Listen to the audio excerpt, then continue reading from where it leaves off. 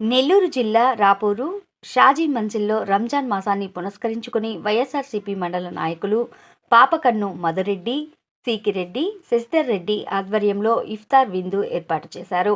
ఈ కార్యక్రమానికి ముఖ్య అతిథిగా నేదురుమల్లి రామ్కుమార్ రెడ్డి హాజరయ్యారు. ముస్లిం సోదరులతో కలిసి ఇఫ్తార్ విందు స్వీకరించారు. ఈ కార్యక్రమంలో వైఎస్ఆర్సీపీ మండల అధ్యక్షుడు Papikonda Dayakar Reddy, JAC convener Lakshminarayana Reddy, minority అధ్యక్షులు డాక్టర్ ఖాదర్ బాషా, మండల నాయకులు, కార్యకర్తలు పాల్గొన్నారు.